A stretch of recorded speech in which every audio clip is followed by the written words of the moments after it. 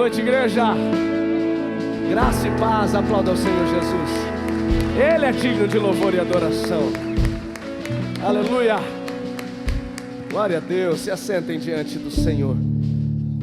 Então bem, igreja. Amém, queridos? Alguns ainda voltando de férias, outros voltando a reconectar de todo esse tempo. Não que estivessem afastados, mas às vezes perdem o hábito de estarem com Deus, de se relacionarem com Deus. Mas independente de qualquer situação, eu fico feliz de você estar aqui. E que esta noite não seja uma noite apenas onde você veio entregar, que esse é o nosso propósito, mas que essa seja uma noite também onde possamos receber a direção, o favor e o cuidado de Deus sobre as nossas vidas. Amém, queridos? Amém, queridos? Eu quero convidar você, sem demora, abra a sua Bíblia comigo, no livro de 2 Reis, capítulo 4, verso 1. Diz assim a palavra do Senhor: certo dia, a esposa de um dos discípulos dos profetas suplicou a Eliseu, dizendo: teu servo, meu marido, morreu, e bem sabes que como teu servo, o quanto teu servo amava com zelo a Deus e a Yahvé. Agora um credor acaba de chegar à nossa casa para levar meus filhos como escravos pelo pagamento da dívida. Eliseu então lhe indagou: o que posso fazer por ti? Me diga o que você tem em casa. Ao que aquela mulher prontamente respondeu: a tua serva nada tem em casa a não ser uma vasilha com azeite. Então ele ordenou: vai e pede emprestada a todos os teus vizinhos vasilhas vazias, quantas você puder recolher. Depois entra na tua casa, fecha a porta atrás de ti e dos teus filhos, e derrama o azeite puro que brotar em todos esses vasos, colocando-o de lado à medida que forem ficando cheios. Assim ela foi, trancou-se em casa com seus filhos e começou a encher as vasilhas que eles lhe traziam. Quando todas as vasilhas estavam cheias, a mulher pediu a um dos filhos: traga-me mais vasilha. Ao que ele replicou: não há mais nenhuma vasilha. Então aquele azeite parou de correr. Em seguida ela saiu e contou tudo que passara ao homem de Deus, que lhe orientou dizendo: vai pois agora, vende o óleo puro, paga as tuas dívidas e viverás em paz, tu e os teus filhos, com o resto que lhe sobrar da venda. Você pode fechar seus olhos, curvar sua cabeça, pedir que Deus venha falar com você nesta noite. Jesus, obrigado por podermos estar à sua casa, obrigado por podermos cultuar ao Senhor. Obrigado, Jesus, por termos a oportunidade desse tempo de louvor e adoração. O nosso propósito nesta noite é falar contigo, é adorá-lo, é entregar o nosso culto ao Senhor. Porém, Deus, todas as vezes que entramos na sua presença, nunca saímos de mãos vazias. Quando estamos na sua presença, também ouvimos a sua voz. E que a tua voz hoje nos traga a direção daquilo que precisamos ouvir. Que esta palavra possa ser a resposta para alguns, e que esta palavra possa, Deus, trazer na vida de outros a resposta para aqueles que eles conhecem. Que ouvindo a sua voz, eles possam se posicionar naquilo que precisam, nas decisões que eles precisam tomar, e que a graça e o favor do Senhor nos envolvam nesta noite. E a partir de hoje é a minha oração, em o nome de Jesus. E aquele que concorda, diga amém. Obrigado, Gui, obrigado se conseguir colocar a trilha para nós. Desde a semana passada, eu estou um tanto quanto desconfortável pelo que pregar hoje, que eu queria muito que fosse uma palavra de triunfo, né? Queria muito ministrar uma palavra de poder, de milagres sobre a vida de vocês, mas desde domingo passado Deus tem me conduzido a um outro trilho.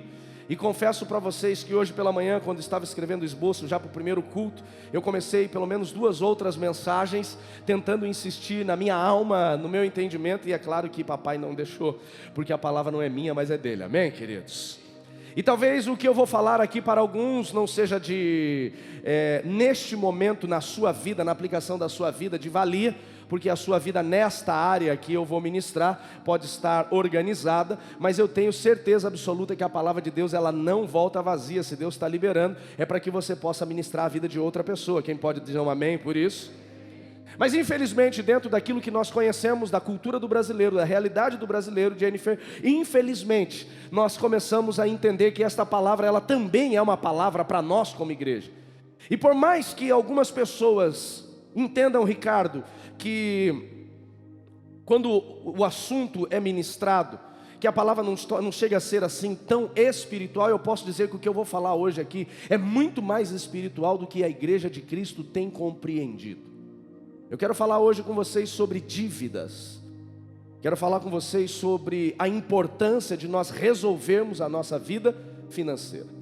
Quando falamos sobre isso, Brasil, alguns torcem o nariz, como eu falei, porque acredito que este é um assunto para ser ministrado em uma palestra, em um curso, em uma escola, por um coaching, por um economista, mas muitos não conseguem compreender que o assunto finanças, ele é tão espiritual quanto fé, quanto salvação, e até não consegue compreender que o assunto finanças na Bíblia, na verdade, é mais declarado até do que a palavra fé ou do que a salvação. Quando nós pegamos e começamos a fazer uma avaliação plena das Escrituras Sagradas, vamos descobrir que a palavra fé, o assunto fé, ele vai passar mais ou menos perto de 600 menções na Bíblia Sagrada. O assunto finanças passa de 3.500. Não que o assunto seja mais importante do que a nossa fé, não que o dinheiro seja mais importante do que o nosso acreditar, mas talvez, Ivan, pelo fato de muitas pessoas ainda estarem dentro da igreja, Daniel, e não estarem se importando, muito obrigado, pastor Anderson, não estarem se importando em resolver as suas pendências financeiras.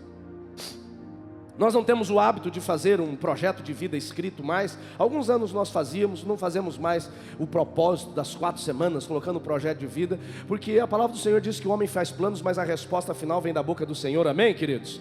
E não que eu seja contra você colocar metas no papel, pelo contrário, eu até te incentivo a você colocar os seus objetivos. Trabalhar com objetivos é muito mais fácil, ter as suas metas determinadas para o ano é muito mais fácil, mas como cristãos nós precisamos pegar as nossas metas, os nossos objetivos e apresentá-los diante do Senhor e falar: Deus, é isso. Porque às vezes, pastor Ronaldo, nós estamos clamando por uma coisa e Deus quer outra para nós, totalmente distintas. Mas para aqueles que sabiamente têm o hábito de construir a sua lista de objetivos para o novo ano, como agora, Fábio, chegamos em 2012, uma coisa eu quero chamar a atenção: quantos destes, antes de colocarem o desejo da troca do carro, de uma casa nova, de um novo emprego, quantos antes de colocar o desejo de abrir o seu negócio, conseguem colocar no topo da lista o assunto mais importante de conquistas que uma pessoa pode ter, que é sair das dívidas? É verdade ou não é?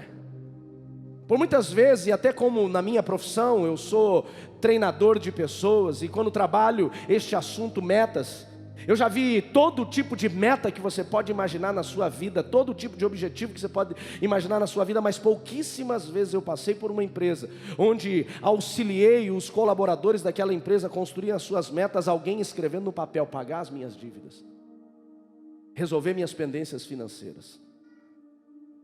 E esse assunto é mais espiritual, ou tão espiritual quanto alguns assuntos, e mais espiritual até do que outros, porque eu acho muito difícil, Séfora, uma pessoa endividada, ela conseguir ter uma plenitude espiritual. Porque o assunto ou o elemento dívidas vai mexer, Edson, em todas as áreas das nossas vidas, também na vida espiritual. Até porque insistir, uma coisa é você ter perdido o controle, você já está se organizando para colocar as coisas em dia, outra coisa é abandonar a resolução dos problemas e tocar a vida. E quando uma pessoa insiste em manter a sua vida financeira desorganizada, ela vai ter problema no casamento, porque dívidas traz problema no casamento, ela vai ter problema profissional, porque o foco vai ficar muitas vezes naquele problema. Será que nós estamos dando atenção para este assunto? Se você fizer uma avaliação neste início de ano, na sua vida financeira, como é que está? Quando nós fazemos uma análise sobre o perfil do brasileiro, nós vamos descobrir que financeiramente, Keyson, o brasileiro ele está dividido em 4 grupos. O primeiro grupo, que segundo o IPEA chega a 59%, chegava a 59% no final de 2020, os pesquisadores agora do IPEA, no final de 2021, eles vão atualizar, acredita-se que vai chegar perto de 63%, menos as pessoas que são membros da Nova Aliança, dá um amém? Nem que seja profético. Mas segundo o IPEA, 6 em cada 10 brasileiros está com algum tipo de restrição de crédito. Serasa, SPC, Banco Central, alguma coisa assim. Fora aqueles que estão com dívidas que não estão inscritas lá, aquelas dívidas informais. 6 em cada 10, menos os membros desta igreja. Pastor, não posso mentir na igreja. É só um amém profético. É o amém pelo irmão que está do lado. Então mais da metade dos brasileiros, 60% dos brasileiros, faz parte de um grupo de pessoas endividadas. Pessoas que estão enroladas financeiramente. Eu gostaria muito de dizer que esta não é a verdade desta igreja, mas eu não consigo separar desta pesquisa ou desta amostragem esse número de 60%. E infelizmente, então, dentro das igrejas também existem pessoas que estão neste número, estão dentro deste processo. Alguns estão preocupados, outros já desistiram, outros convivem bem com as dívidas e ele vai assim. A minha pergunta é: será que você faz parte desse grupo? E se faz, o que você está fazendo para resolver esse problema? O segundo grupo, dentro dessa avaliação econômica do nosso país, é o grupo dos que eu chamo dos malabaristas. São aquelas pessoas, Valdir, que elas não estão endividadas, mas elas estão fazendo, um malabarismo financeiro dia após dia, mês após mês. Ela não está endividada, não está enroscada com cartão de crédito, com supercheque totalmente, mas todo mês ela usa um pouquinho do crédito aqui, toma aquilo ali, deixa uma fatura sem pagar, tem uma conta de luz atrasada ali, uma conta da Sanepar atrasada aqui. E malabarismo sabe como é, né? Esses dias eu parei no semáforo, o rapaz veio. Aquele dia eu normalmente não costumo abrir o vidro do carro para os artistas de rua. Talvez deveria fazer mais, mas eu tenho receio que alguns deles ali estão apenas sustentando a miséria e o vício. Aquele dia eu tive que ajudar. O cara veio com uma bicicleta com uma roda só, com 3 bolinhas e mais 3 negócios de malabarismo. E a bicicleta não era um banco normal, era um banco alto. Eu falei, meu Deus, a bicicleta com 2 rodas eu já caio. O cara está com uma só e faz tudo isso. E eu estava vendo, se o semáforo ficasse mais uns 30 segundos, ele ia incendiar aquelas bolinhas e ele ia fazer um negócio com as bolinhas pegando fogo. Tem muita gente hoje, financeiramente, pastor Andes, que está igual o malabarista. O cara está todo dia tentando resolver um problema. Segundo as avaliações dos economistas do Brasil, esse número pode chegar a 30, 29, 31% dos brasileiros. Que não está arrebentado, mas está no limite. Qualquer situação que saia do controle dele, ele se arrebenta, não tem conforto financeiro. Depois nós encontramos mais um percentual, que aí beira aí os 10, 11%, se eu não me engano, não lembro exatamente, 9 ou 11%, era para ter confirmado esse número e esqueci de confirmar, que são as pessoas que têm uma vida financeira confortável. Não são os ricos, não são os que estão com dinheiro sobrando, não são aqueles mega investidores, mas são pessoas que ela tem o seu conforto, ela tem a sua vida financeira já estabilizada, ela já consegue viver com a sua renda, ela consegue ser organizada. A grande maioria destes que já estão organizados financeiramente são pessoas que, como eu, no passado foram endividadas, foram envergonhadas por conta disso, se arrebentaram por conta disso, e aí, Ricardo, aprenderam a lição e agora conseguem administrar. Alguns porque têm uma estabilidade profissional. Nem sempre aquele que tem estabilidade profissional significa que vai ter uma estabilidade financeira. É verdade ou não é? A gente vai falar assim, eu vou passar no concurso de auditor fiscal da Receita, eu vou resolver minha vida. E eu conheço gente que o cara ganhava 25 mil reais de salário como funcionário público, e ele era um cara mais endividado do que aquele que trabalhava no mesmo setor ganhando 3.500. Mais. A questão não está em quanto você ganha, mas em quanto você gasta. E dentro deste grupo, o último grupo, dentro dessa avaliação, o último grupo são aquele que a economia chama dos que estão muito confortáveis, que é apenas 1% da população brasileira. Aqueles que estão financeiramente muito estabilizados, são os mega investidores, aquelas pessoas que estão bem. A minha pergunta é, dentro dos 4 grupos, onde você está? Fazendo essa avaliação, infelizmente nós vamos ver no país, não aqui na igreja, que pelo menos 70% da população brasileira está entre os endividados e os malabaristas. De alguma forma estão enroscadas com dívidas, ou estão no limite das dívidas começarem a lhes escravizar. E a resposta que nós damos, qual é?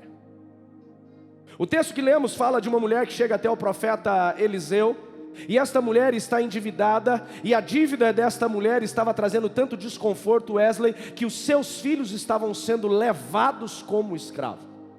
Graças a Deus não vivemos dentro dessa cultura mais, porque segundo essas pesquisas, pelo menos 6 em cada 10 brasileiros teriam seus filhos tudo levado como escravo.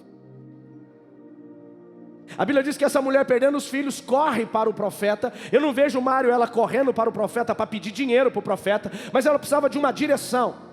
E hoje eu quero ser profeta de Deus na sua vida. Se a sua vida financeira está passando por alguma situação difícil, eu quero em Deus, não daquilo que o meu coração deseja, mas em Deus trazer conselhos bíblicos, princípios da palavra de Deus para você entender. Resolva a tua vida. Amém, queridos?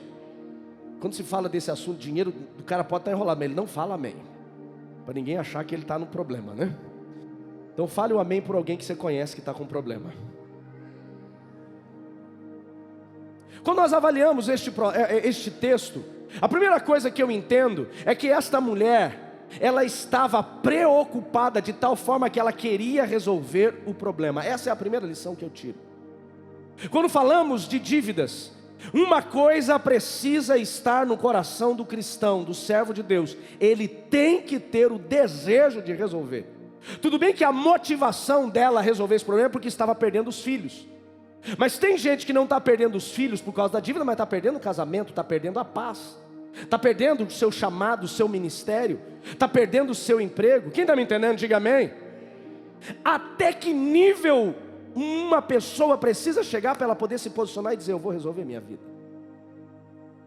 Infelizmente a cultura do brasileiro é, Lucas, caducar. Deixa a dívida caducar. Já aconselhei muita gente. Eu falei: como é que está a questão financeira? Ele falou: pastor, falta 2 aninhos para eu resolver. Eu falei: irmão, fez um parcelamento das dívidas? Ele falou: não, falta 2 anos para a maior dívida que eu tenho caducar, eu resolvo meu CPF.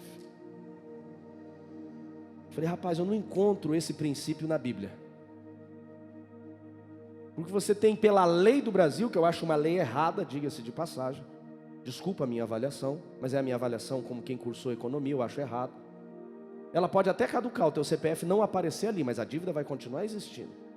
E por baixo daquela dívida vai continuar tendo uma maldição. Você vai continuar estando numa lista de inadimplente, tem que se resolver.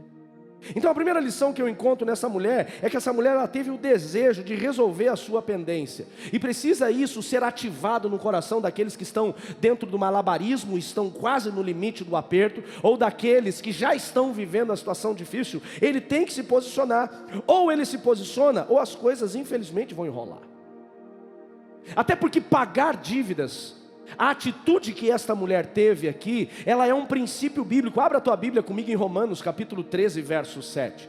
É um princípio bíblico, Ricardo, que nós não podemos deixar de lado. Então tem muita gente preocupada, pastor Ronaldo, com o mover do Espírito Santo, preocupado com o sobrenatural, preocupado com o chu. E eu acho maravilhoso, gente, a manifestação profética, o orar em línguas, as manifestações dos dons espirituais. Mas da mesma forma que eu e você entramos um ano como 2022, Berenice, preocupados em vivermos a manifestação sobrenatural de Deus, temos que ter a mesma preocupação, Alan, em resolvermos as pendências financeiras. Sejam aquelas que nos dão restrição, ou sejam aquelas que são informais, ou até aquelas que nós esquecemos, mas os nossos credores não esqueceram. Nós precisamos entender que parte de um princípio bíblico resolver as injustiças, as dívidas e os erros. Olha o que diz o autor de Romanos capítulo 13, versos 7 e 8. Dai a cada um o que lhe é devido. Ele está dizendo assim: paga todo mundo que você deve. Ele está dizendo assim, ó, paga as tuas dívidas, resolve tua vida financeira. Sabe o que é interessante? Quando eu comecei a pregar, o povo estava pentecostal, eu estava empolgado, mas começou a dar uma murchada. Jesus, aviva seu povo. Jesus Cristo. Foi um amém tipo onda. Amém. O cara veio para vou falar também. Vocês entendem que esse assunto é um assunto espiritual, sim ou não? Eu acredito que para alguns de nós, talvez é o mais espiritual que nós precisamos viver no início deste ano. Porque tem gente que não vai conseguir viver o sobrenatural de Deus em nenhuma área da sua vida, enquanto ele não parar e não resolver isso. E sabe o que é pior? Tem pessoas que Deus tem sinalizado. As coisas têm acontecido e ele tem ignorado. É aquele livro lá, aquela passagem de Ageu, que Deus diz: vocês comem e não se fartam, bebem e não matam a vossa sede, vocês vestem casacos e não aquecem do frio, e o dinheiro que vocês colocam num saco furado, vocês não veem. Deus diz: por quê? Porque ele diz: eu estou soprando. Tem coisas que a porta está fechando, o negócio está complicado, o cara está vivendo um processo de humilhação, de vergonha, mas ele não se posiciona. E hoje Deus trouxe você aqui, se você tem vivido isso, para dizer: se posiciona. Não é porque Deus ele tem o prazer de te envergonhar, é porque Deus ele tem o prazer de te abençoar, e Ele não pode te abençoar se você não resolver. Um dos pontos que eu vou trabalhar com vocês ainda hoje é o filho pródigo. Ele quebrou vários princípios que se trata, de causas de crises financeiras. E ele só conseguiu ter a restituição, Ezequiel, da sua vida financeira. Ele só conseguiu resolver a sua história financeira quando ele resolveu voltar para a casa do pai. Ele estava lá naquele chiqueiro de porcos, desejando comer a comida dos porcos, e não podia comer e ele diz: o jornaleiro da casa do meu pai, o funcionário que tem menos expressão, menos ficou terrível, né? Menos expressão na casa do meu pai, ele está bem melhor do que eu. Vou voltar, porque eu pequei contra Deus, pequei contra o meu pai. E a Bíblia diz que quando ele estava chegando, o pai de longe o viu, foi ao seu encontro, colocou um anel no seu dedo, uma sandália nos seus pés, trocou a sua roupa e falou: faça uma festa. Diga comigo: só houve honra. Diga: só houve restituição quando ele voltou. Tem que resolver. O anel não foi alcançar ele lá no chiqueiro quando ele se posicionou. As sandálias não foram alcançar ele lá no chiqueiro quando ele diz: eu pequei contra Deus. Entenda isso. A roupa nova e a festa não se manifestou, ou seja, a posição de filho ser tomada para ter de novo o direito a uma herança que ele já tinha recebido, não se manifestou enquanto ele estava lá, mas quando ele voltou. Quer arrumar sua vida financeira? Volta. Resolve. Para de enrolar. Estou duro? Estou pesado? Não, de coração. Eu me empolguei, eu acho que, né? Estou sendo ofensivo? Posso continuar? Vamos lá para Romanos, de novo. Ele diz: dai a cada um que lhe é devido. Se é imposto, imposto. Se é tributo, tributo. Se é temor, temor. Se é honra, honra. Ele nos leva a entender que nós precisamos ter a responsabilidade, tanto na área financeira quanto nos nossos deveres. Nossas responsabilidades. Ele diz: se você deve dinheiro, resolva com dinheiro. Se você deve honra, resolva com honra. Se você deve respeito, resolva com respeito. Você tem que fazer. Porque tem gente também que o cara está bem financeiramente, mas o casamento dele está um caos. A vida familiar dele está uma bagunça. Por quê? Porque as principais dívidas que ele tem é dentro de casa. Ele diz assim, agora essa parte do verso 8 aqui é maravilhosa. Ele diz assim, a ninguém fiqueis devendo coisa alguma. Diga comigo: não. Não. Voz de profeta. Tem profeta aí? Opa, os profetas em macho ainda, né? Não quero falar porque o cara entendeu. Diga assim: não posso dever nada. Diga nada. Diga simplesmente nada. Será que essa é a nossa realidade? Ele diz assim: não deva nada para ninguém, coisa alguma. Se for para dever, deva só uma coisa: amor fraterno, com que deveis amar uns aos outros, pois aquele que ama o seu próximo tem cumprido a lei. Qualquer outro tipo de dívida está um pouco complicado. Preste atenção, que eu já vi alguns pregadores quererem trazer para esta realidade, para esse texto, aquela coisa do parcelamento da dívida programada. Não, o texto não está falando desse tipo de dívida. Até porque acredita-se, infelizmente essa não é a verdade absoluta, mas acredita-se, Alan, que uma pessoa, quando ela está fazendo uma conta programada, ela está programada para pagar aquela parcela. Quem está me entendendo, diga amém. Ela vai comprar algo em 10 vezes no cartão. Ele tem renda para pagar as 10 vezes no cartão. Amém? Vai comprar um carro. Ele tem condições, programação financeira para pagar a parcela daquele carro. Amém? O texto aqui está falando: não deveis nada a ninguém. É aquela pessoa que ela perdeu o controle das suas finanças e ela começa a ficar com dívidas. Pastor, como que eu vejo? Qual é o sinal que as coisas estão ruins para mim? O sinal que as coisas estão complicadas para você é quando o dinheiro acaba antes do mês acabar. Se o teu dinheiro já acaba antes do mês acabar, você já tem um sinal nem amarelo, uma luz vermelha acesa aí. Para e reavalia as tuas finanças. Alguma coisa está errada. Baixa só um pouquinho a música, só um pouquinho, está ótimo, só um pouquinho. Se o dinheiro está acabando antes da hora, você está se programando errado e você tem que resolver. Se o dinheiro nem cai na conta, mas faz assim, ó. Viu? Tem gente que faz assim, né? Que o dinheiro não chega. Se a tua conta bancária tivesse um assoalho, o salário nunca ia conhecer o assoalho. Tem gente que é assim, some. Quando o cara vê, já foi. Fala, Jesus tem misericórdia. Para e resolve. E tente entender uma coisa. Se você, de fato, quer resolver seus problemas financeiros, a única forma para isso é fazer como essa mulher. Parar tudo. Para tudo. E vai para perto de alguém que vai te ajudar a resolver. Não, eu vou resolver sozinho, porque o problema é que tem muita gente que é orgulhoso, principalmente homens. Infelizmente, quando se trata desse assunto, os homens são orgulhosos. A mulher fala assim, vamos ajudar. Não preciso de ajuda de ninguém. Meu dinheiro, eu resolvo. Já não é nem dele mais, porque ele já não consegue nem pegar na mão mais. Se você está 5 anos patinando, 3 anos patinando, significa que sozinho você já não consegue. Então, busca ajuda. Busca ajuda. Para alguém auxiliar você dentro desse processo. Mas vamos entender o texto aqui. Quando ele diz não devam nada para ninguém, é exatamente dessas dívidas que elas vão nos levando. E aquele malabarista é a pessoa que ela não tem uma restrição no crédito, mas ela todo mês está pagando 50% da fatura do cartão, 60%. Todo mês ela usa 10, 12 dias o cheque especial. Todo mês ela está fazendo escolha de uma das dívidas que ela não vai pagar aquele mês. Está enroscado. E qual é o problema? Algumas delas elas ainda arrumam mais dívidas. Por quê? Porque ela não consegue entender que a hora é hora de estabilizar, de parar, de puxar um freio de mão. Aí o cara diz assim, estou gastando muito dinheiro com o meu carro, vou comprar uma moto. Mas ele não vende o carro. Você começar a fazer contas mirabolantes para resolver o problema das contas que estão atrasadas. Só tem um jeito de resolver o problema das dívidas. Parar de fazer. Vocês estão aí ainda, gente? Parar de fazer dívidas.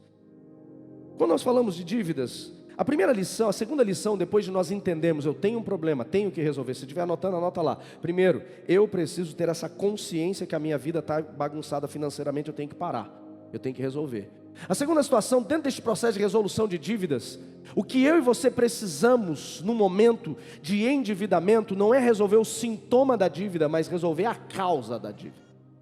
É igual o processo aqui de mapeamento. Tem gente que vai trabalhar com libertação e o cara fica trabalhando o sintoma do processo de maldição. Você não trabalha sintoma, você trabalha a causa. Dívida é a mesma coisa. Pastor, o que é trabalhar sintoma? Trabalhar sintoma é aquele cara que ele quer ficar fazendo a corrente das 7 semanas da prosperidade. É aquela pessoa que ela quer fazer o projeto de vida da riqueza, ele quer fazer o curso lá não sei de quem, que está prometendo que ele vai ser o general não sei lá das quantas. O cara pode até usar o texto bíblico, meu irmão, mas não vai resolver sua vida se você só entender o texto, mas não entender o princípio por trás do texto. Quem está me entendendo, diga amém. Os caras agora estão pregando isso. Não, Gênesis capítulo 1, verso 28. Subjugar a terra, tudo é teu. Não aceite menos de que ser o número 1. Meu irmão, você só vai ser o número 1 se você tiver princípio como número 1. Você só vai ser general se você tiver princípio como general. Então eu tenho que entender a causa. Eu não resolvo o problema de uma doença só tomando remédio para aliviar a dor. Eu resolvo o problema da doença com o diagnóstico correto e com o tratamento correto. Finanças têm uma raiz. Você tem que entender isso. E se você não parar para fazer essa avaliação, o negócio vai arrebentar. Eu já falei um pouco sobre raízes, sobre causas, né, de maldição, causas financeiras, de problemas financeiros, mas eu vou lembrar rapidamente, até porque o meu horário não me permite demorar com vocês sobre esse assunto. Mas eu gostaria que você anotasse, eu separei pelo menos 5 causas bíblicas de uma vida financeira arrebentada. 5 geradores de crise financeira. A primeira delas chama-se negócios ilícitos. Pastor, você vai falar de assunto de negócios ilícitos dentro da igreja? Crente não mexe com coisa errada. O problema não está no assalto a banco, não está no golpe do Pix. O problema para nós, igreja, está nas pequenas coisas que nós não damos conta que aquilo é errado. É naquele combustível que o cara vende mais barato, é naquele esqueminha. São coisas pequenas muitas vezes, mas é ilícito.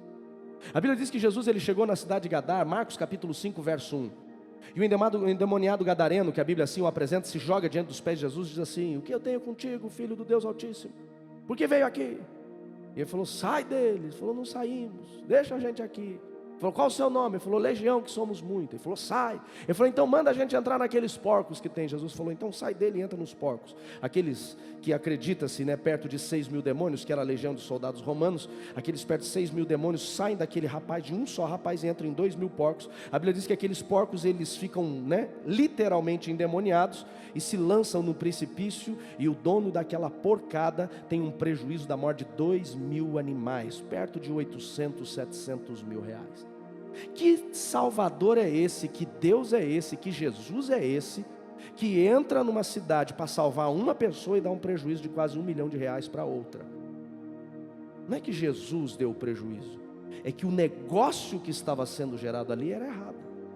Alguns teólogos e avaliadores do Novo Testamento dizem que quem pastoreava aqueles porcos eram judeus, e a lei judaica determina que o judeu não pode tocar no porco, muito menos pastorear porco.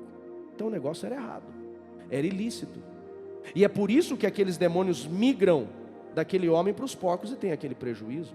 Você tem que entender uma coisa: você pode não querer pagar suas dívidas, pode fazer o negócio meia boca, pode fazer o negócio injusto, pode fazer de qualquer jeito e dizer assim, eu me dei bem, mas você ganha aqui e vai perder ali. Não existe outra forma. Quem está me entendendo, diga amém. É um gerador. Ou a gente para resolver os problemas, ou as coisas vão complicar. É o cara que ele faz o relatório de despesas da empresa, de empresa te dá direito a R$1.500 de despesas. O cara não usa os 1.500, mas ele lança a nota dos 1.500. Está errado. Está errado. Está roubando. É para uma coisa, ele faz outra. Está errado. Separa, tira, mexe, puxa dali. Está errado. Ou nós andamos dentro do que é correto ou não fazemos. O segundo gerador de causas, né, de problemas financeiros, desonra aos pais. A Bíblia diz, honra teu pai e tua mãe para que tudo te vá bem. Já falei isso para vocês. Tem gente que o cara roubou o pai, fez empréstimo no nome da mãe, nunca pagou, não resolveu o problema, foi ofensivo, foi agressivo. Aparentemente ele resolveu sem nunca ter resolvido. Tem que voltar e honrar. Casou, os pais não participaram do processo, fugiu de casa, foi morar com o cara sem nunca ter pedido a bênção dos pais, depois resolveram, mas não resolveram. Tem desonra. A Bíblia diz, honra teu pai e tua mãe para que tudo te vá bem. E a gente tem que ensinar isso para os nossos filhos. Nós respeitamos e eles honram, mas ensinar o princípio, para que eles entendam. Você dever para o seu pai é desonra, você dever para sua mãe é desonra. Resolve. Senta e fala assim, ó, tem um problema ainda que eu não resolvi, não consigo, dê satisfação, mas não deixa o negócio passar batido. Quem está me entendendo, diga amém. Outra causa de problemas financeiros, gastos dissolutos. Usar aquilo que Deus te dá com bênção na maldição. Preste atenção no povo de Israel saindo do Egito, depois das 10 pragas, Deus falou para eles, eis que vocês sairão desta terra, mas levarão os despojos dos quase 500 anos que vocês foram escravizados nessa terra. E a Bíblia diz que após a morte dos primogênitos egípcios, as mulheres e homens saíam nas ruas, enquanto os hebreus estavam indo embora, começaram a entregar o seu ouro, a sua prata, as suas roupas festivas. E os hebreus, por mais que ficaram quase 500 anos como escravos no Egito, saíram de lá com uma verdadeira fortuna. Saíram de lá bem. Foram restituídos desse tempo que foi roubado deles. Porém, quando eles chegaram no deserto, a Bíblia diz que Moisés sobe o monte para buscar as tábuas das leis. E ele começa a demorar, então o povo chega para Arão e diz, cadê o nosso líder? Cadê o libertador? Deve ter morrido lá. Um urso deve ter devorado ele, um animal, uma besta fera deve ter devorado, e ele não vem. E cadê Deus? Se só ele fala com Deus, o que vai acontecer com a gente? Nós queremos um Deus, dá um Deus para nós.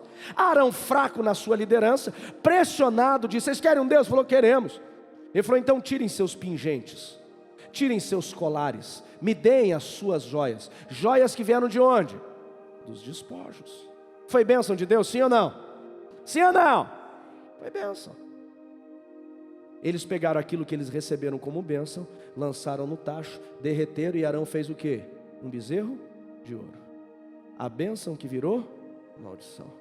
Quer ver outra causa de maldição? É você receber o salário da bênção, do emprego que Deus te abriu, da porta que Deus te abriu, da empresa que Deus te abriu, da comissão que você recebeu. E parte desse dinheiro, se às vezes não todo, você gasta dissolutamente igual o filho pródigo.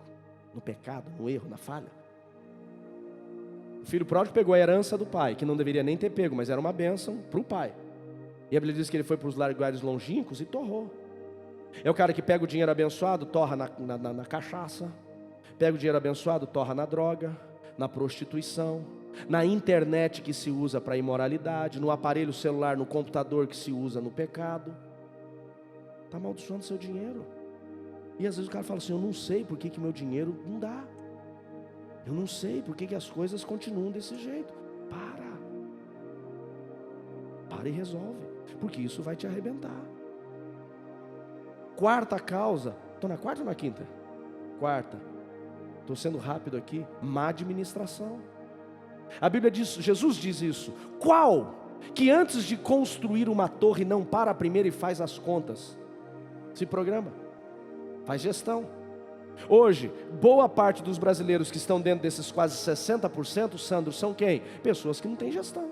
O cara que não tem administração. E a pior frase que uma pessoa pode dizer é a qual? Eu mereço. Você só merece se você tem condição de pagar. Se não tem, não merece. Fui pesado? Não merece. Não, vamos comer essa pizza porque eu mereço. Você tem dinheiro para pizza? Não, então não merece. Eu mereço esse sapatinho. Tenho dinheiro para pagar o sapato? Até porque mulher, já falei, quando entra em loja de sapato. Brincadeira, pastor. Não leva só um. Tem condição? Essa avaliação, a má administração. O problema não está muitas vezes nos grandes gastos, são nos pequenos, naquele que nós não tomamos tempo, não estamos avaliando. Já falei para vocês, o problema do brasileiro hoje não está em ganhar mais, mas sim gastar menos. Outra causa de maldição que nós encontramos: infidelidade nos dízimos e nas ofertas. Por mais que boa parte hoje dos evangélicos querem refutar essa palavra como se não fosse um princípio, continua sendo um princípio. Deus diz em Malaquias 3,10: no que me roubais? Nos dízimos e nas ofertas. Ah, pastor, mas Jesus ele não falou do dízimo. Ele falou que você não tem que devolver 10, ele falou que você tem que devolver tudo. Então a conta do 10% é menor. Porque Deus quer o seu dinheiro? Porque Ele quer escalpelar você? Porque Ele quer levar a sua grana? Não, porque Deus quer te ensinar um princípio. Nunca foi sobre riqueza o dízimo e oferta, nunca foi sobre prosperidade, foi sobre fidelidade. Quem está me entendendo, diga amém. Você pode rejeitar não trazer o dízimo e oferta, é uma escolha sua, mas não queira viver a bênção que isso vai trazer para você. Preste atenção, a Bíblia diz: trazei o dízimo e oferta para a casa do tesouro, para que haja sustento na minha casa. E depois, fazei prova de mim. Sabia que dízimo você não entrega para pastor. Ô pastor, vou dar meu dízimo para você. Se você fizer isso, você está pecando, meu irmão. Está amaldiçoando você, e se o pastor aceitar, ele também, está errado. O dízimo é para a casa do Senhor. É para casa, para o sustento, para o evangelho continuar sendo pregado. O dízimo também não é para obra social. Não, eu vou pegar meu dízimo e comprar tudo em cesta básica. A cesta básica é tua oferta. O dízimo é um princípio que você estabelece. Deus precisa do teu dinheiro? Não, mas é o teu princípio que vai manifestar. As janelas e os céus abertos, e Deus repreendendo o devorador na sua casa. É uma causa. E eu poderia levar mais umas 4 ou 5 causas de problemas financeiros, mas eu não tenho mais tempo, eu vou parar nessas 5. A minha pergunta é: alguma dessas tem feito parte da tua história, da tua vida? Se tem, para e resolve. Eu gostaria de dizer que hoje eu vou fazer uma oração, e essa oração vai destravar você financeiramente, você vai enriquecer. É mentira. É mentira. A Bíblia nunca diz que uma oração vai liberar a prosperidade. A Bíblia diz que a fidelidade vai liberar a provisão. Quem está me entendendo, diga amém. Pastor, e como que eu faço para resolver? E a gente encerra aqui. Como é que eu faço para resolver minha vida financeira? Eu volto naquela mulher de 2 Reis capítulo 4. Eu tenho que parar e decidir resolver o problema. Aquela mulher, ela não foi correndo para Elias. O que eu acho interessante, eu já falei de Flávio Joséfo, quem era a mulher. Então Flávio Joséfo diz: quem é essa mulher que vai até o profeta? O historiador judeu diz que esta mulher, na verdade, é a esposa de Obadias. Obadias foi um servidor de Acabe. Acabe, casado com Jezabel, foi um dos piores reis que passou pela nação de Israel. Jezabel, filha do rei de Tirom, uma sacerdotisa de Baal, profana o templo do Senhor, e ela começa a perseguir os profetas do Senhor e matar.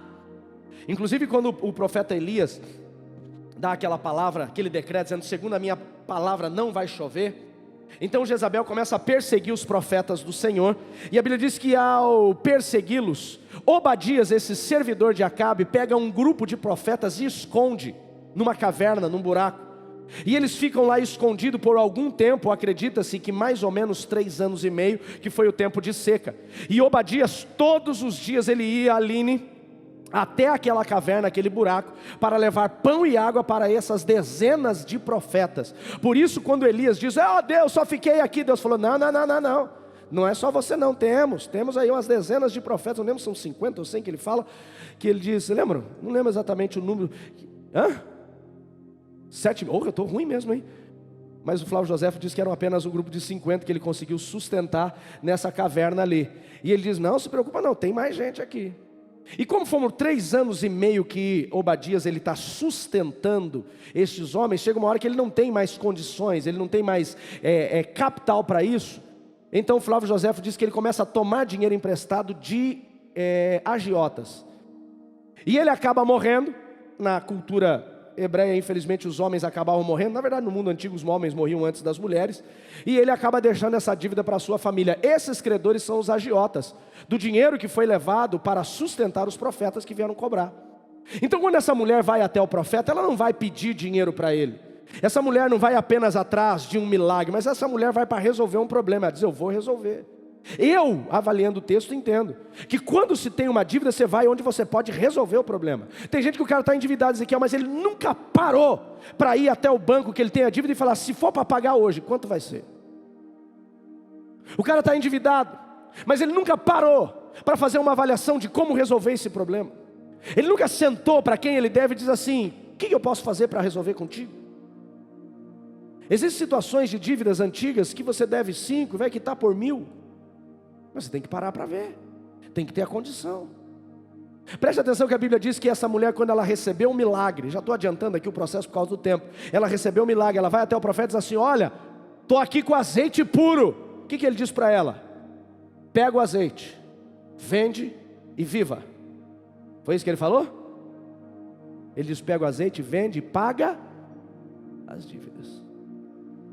Primeiro você paga as dívidas, depois você vive com o resto. O problema nosso é que primeiro a gente vive com o resto.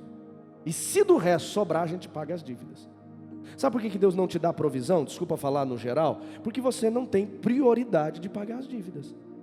Quando eu era endividado, um dia eu me posicionei. Contei isso semana passada, da vergonha que eu passei na Big Ben. Falei, vou resolver meu problema. E eu fiz um voto com Deus. Falei, Deus, todo o dinheiro que saía das minhas despesas, eu pagava parcela do carro. Meu salário só dava para isso. Parcela do carro, parcela do apartamento que eu pagava e a minha faculdade. Eu recebia na época R$1.100, eu lembro até hoje. Minha faculdade era 286, o apartamento era 320, o carro era 310. Então era justinho o negócio. Tinha um vale-refeição para comer e a gasolina que a empresa dava. Era assim. E eu falei, Deus, todo o dinheiro, e eu não conseguia ter prêmio. Eu trabalhava na indústria farmacêutica e tinha uma bonificação. Eu não conseguia, trabalhava na MS na época, eu não conseguia tirar bonificação. Era uma bonificação de 300 até R$3.000. Eu nunca recebia, era sempre o mínimo do 300, no máximo. E eu falei, Deus, todo o dinheiro que vier extra, além das minhas despesas, eu vou pagar conta. Tudo que sobrar do vale-refeição, dos R$19, eu vou pagar conta. Então eu recebia, vendia meu vale-refeição, separava só os da alimentação e pagava a dívida. Aliás, tinha gente que eu pagava até com vale-refeição. Eu lembro de um carro que uma vez eu aluguei, e não sabia que tinha limite de quilometragem, gastei um monte, fiquei com o nome no protestado. Eu lembro que 6 meses do meu vale-refeição, quem comeu foi o dono da locadora. Ia levar meu vale-refeição todo mês para ele. Eu falei, eu quero pagar. Ele falou, como? Eu falei, só posso com vale-refeição. Ele falou, aceito. Paguei. Mas eu lembro que nesse primeiro mês eu fiz um voto com Deus. Falei, Deus, eu nunca mais vou ser envergonhado por conta disso. Me dá condições. Naquele primeiro mês veio um prêmio. A empresa sempre enrolava a gente. Sabe como é que é, né, Paulo, trabalhar com vendas? O cara te dá a meta, é a meta da Dilma, né? Te dá a meta, quando você bate a meta, ele dá o dobro da meta. É assim, não é? É uma desgraça. E eu nunca conseguia bater a meta para poder receber pelo menos 1.500 de bonificação, que era a média que deveria ganhar. Pois naquele mês veio 1.500. Meu irmão, quando eu recebi o dinheiro, quando eu passei o cartão, e na conta tinha R$2.560. Eu já imaginei o terno novo já. Trabalhava de terno e gravata, já falei, já vai com o terno novo, trocar os pneus do carro e levar a varoa para comer um jantar especial, né? Já fiz as contas inteirinho. Liguei para ela, falei, meu amor, Deus foi fiel. Ela falou, que bom. Eu falei, recebi o prêmio que eu esperava já há alguns meses que não vinha. Vou te levar para jantar no de frango. Ela falou, e as dívidas? Eu falei, vamos no de frango. Ela falou, mas você não ia pagar as contas? Eu falei, mas vamos no de frango. Ela falou, mas só no de frango? Eu falei, não, também na TNG. Comprar um terninho novo. Ela falou, amor. E aí caiu a minha ficha. Eu falei, eu fiz um voto. Eu falei que eu vou pagar as contas. Pois aquele mês eu peguei os 1.500. Falei, vou pagar as contas. E eu comecei. Gente, eu levei 3 anos. 3 anos. E vou dizer para vocês que nesses 3 anos eu ganhei prêmio quase todos os meses. 80% dos prêmios eu ganhei prêmio no mínimo de R$1.200. Deus escancarou a janela dos céus. Mas eu não troquei de carro. Eu não comprei roupa nova. Eu não levei ela a comer uma pizza. E ela entendia isso. Eu mudei de emprego, saí da MS, recebi uma proposta melhor. Fui para um laboratório chamado Bristol e Deus continuou honrando. Nesses 3 anos eu saí do Bristol, fui trabalhar nos melhores laboratórios que eu trabalhei, que foi a Lilly, e Deus continuou me abençoando. E quando eu terminei de pagar minhas dívidas, depois de 3 anos, foi aquele tempo de seca de Elias. Depois de 3 anos e algumas coisas que eu paguei a última dívida. Falei, uau, acabei. Eu fui convidado para trabalhar na Medley, que foi a melhor fase da minha vida financeira. Eu lembro que eu recebi o meu primeiro salário na Medley em 2000 e alguma coisa, R$6.200. Eu não sabia o que eu fazia com dinheiro. Sempre trabalhando no aperto. Mas onde que Deus liberou o anel no dedo? Quando eu fiz a minha parte, fiz o caminho de volta. Quem está me entendendo, diga amém. Arruma. Agora o cara faz um voto, eu vou pagar as dívidas. Meu irmão, o primeiro dinheiro que sai é a festa na C&A. Armando Avon do Boticário fica feliz da vida. Não, resolve sua vida. Para. Não, pastor, mas é que tem que andar por cabeça e não por cauda. Meu irmão, se você só está na cauda, resolve o problema da cauda primeiro. Não é assim de uma hora para outra. Você entendeu a analogia ou não? Sim ou não? Coloque-se de pé, igreja.